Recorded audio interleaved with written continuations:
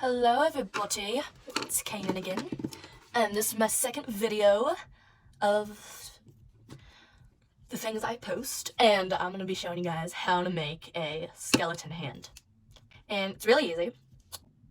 Alright, let's start this hand. Okay, so this is what you gotta do. You gotta take your hand and a pin, like a pin that works. Not a Sharpie because that blurs, not a marker, get the same R's, or a pencil or anything, but I just picked this pen. It's like an ink pen from art. Okay, so first you gotta draw like a kind of oval on all of your knuckles, like right here,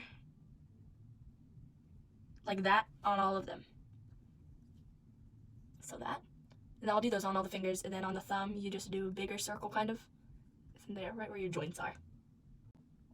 Just come to my realization I cannot draw circles very well, but that's fine, that's great, we're good. Okay, so this is what you do in your hand, you see? And then after that, you draw, like, I want to say C's, but not really. So like, just a curved line, like that. Then on this side, like that. So it looks like a bone, you'll see? Shouldn't be waving my middle finger at you, but here it is. It's a great way to learn anatomy, kids. You do that, and then, oh yeah, I forgot. Okay, so you draw like almost a square or like a setting sun, that shape on you. So like, yeah, and then you connect those long bones to it, so that on all the fingers. Go ahead and do that. Okay, so once you have your hand looking like this, you gotta draw, well, here, this is what I did with the thumb. Since you can't like draw a straight line, I just improvised and did a little slant.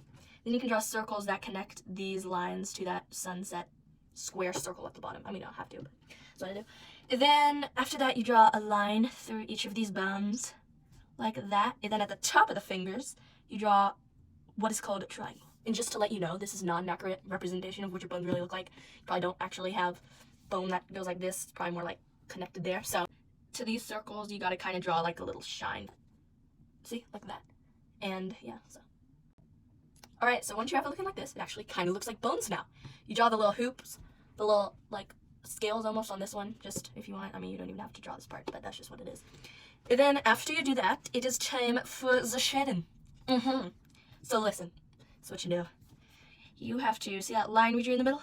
You have to shade like under it, almost. Like that. And then you just shade in parts where you think you would want to shade. Like this. And then maybe under the circle, every time it connects to the joint, around the circle at the end, you know. So make it look real artsy. That.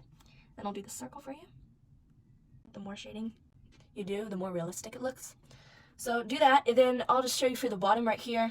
You can shade under these little hoops, under each one of the hoops, and then like under this. Like even if you wash it off, I mean, you have to have a specific pen that doesn't wash off the first time. But once you do this and you wash it off, it kind of gets a little blurred, like more shady, and it looks more real. But if it washes the whole thing off, don't do it. So I suggest draw it on the other hand, and then see if it works or not. So yeah, okay, I'll do that. That actually looks really cool.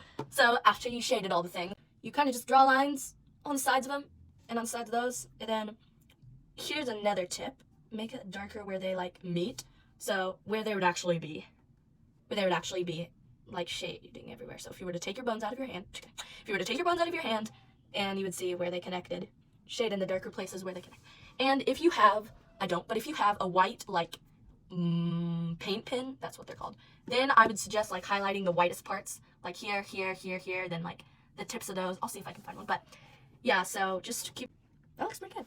And of other people who are wondering, wait, if you draw on your hand, doesn't it infect your bloodstream because it's a pen, it's ink or whatever?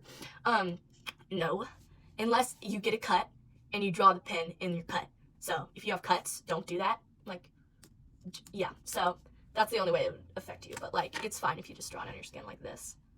It's perfectly fine. So, because my like uncle who's a doctor said that, but if it, if you have an allergic reaction, like those ads always say, check with the doctor first to make sure you have no allergic reaction, and try a little bit of skin for 48 hours and see if it does anything. No one does that, but just like if you are one of those people, I'm not saying it's bad, but just check that you're not allergic to ink. Because I knew a girl who was allergic to heat. I know, it's weird, it's a thing. There we go. You are almost done. This is a great way to scare your friends and say, look what happened, my skin got super translucent and now you can see my bones, and they'll be like, what the heck? No, just kidding, it's just a drawing, I can tell you how to do it too, Scared this out with my math teacher when I did it the first time. She was like, what the heck? And I was like, it's just It's just my hand. I just drew it. It's nothing to be worried about. She almost fainted. Good news. I did find the white. So it was hiding somewhere. So what you do with that white, if you have one, this is just like Sharpie paint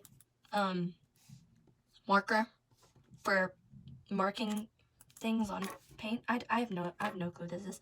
But yeah, so you just highlight all the places that, you know, would shine. And all that matters is that looks like a skeleton. And it does. Look at that. Look at that. I mean, gotta proud of myself here. It's amazing. We're done. We're done. Like it if you like it. I gotta find a better way to say that. Like if you like it. See you. Bye. Bye.